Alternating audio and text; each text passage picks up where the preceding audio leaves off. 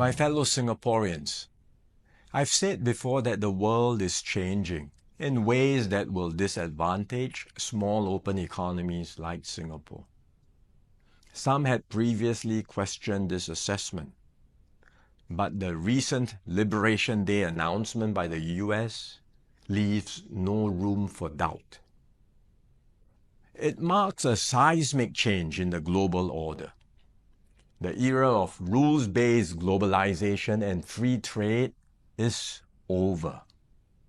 We are entering a new phase, one that is more arbitrary, protectionist, and dangerous. For decades, the US was the bedrock for the free market economies of the world.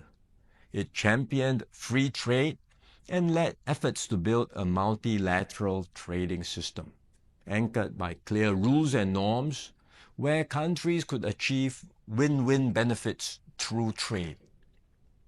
This WTO system brought unprecedented stability and prosperity to the world, and to the US itself. To be clear, the system is not perfect. Singapore and many others have long called for reform, to update the rules and to make the system better. But what the US is doing now is not reform. It is abandoning the entire system it had created. Its new approach of reciprocal tariffs, country by country, is a complete rejection of the WTO framework. The US has placed Singapore in the lowest base tier with a tariff of 10%. So the direct impact on us may be limited for now, but there are wider and more profound consequences. If other countries adopt the same approach as the US, abandoning the WTO and trading only on their own preferred terms, country by country, it will spell trouble for all nations, especially small ones like Singapore.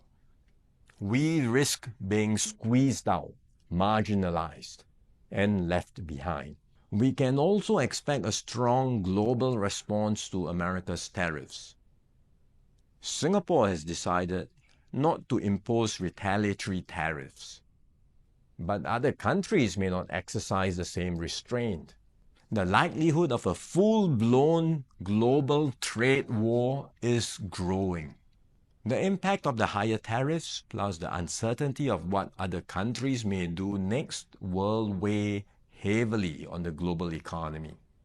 International trade and investments will suffer, and global growth will slow. Singapore will take a bigger hit than others because of our heavy reliance on trade. The last time the world experienced something like this was in the 1930s. Trade wars escalated into armed conflict and eventually the Second World War. No one can say how the current situation will unfold in the coming months or years. But we must be clear-eyed about the dangers that are building up in the world. Global institutions are getting weaker.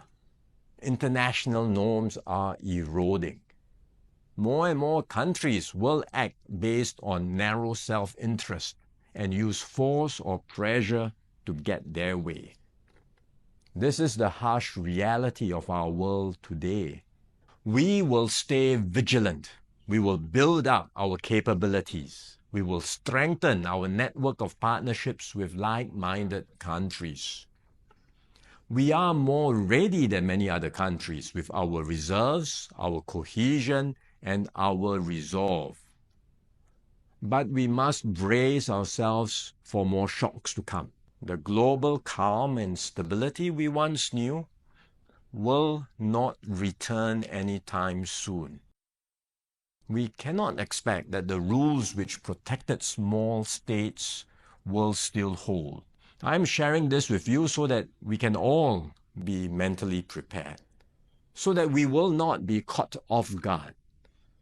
Let us not be lulled into complacency. The risks are real and the stakes are high.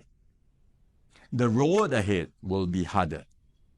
But if we stay resolute and united, Singapore will continue to hold its own in this troubled world.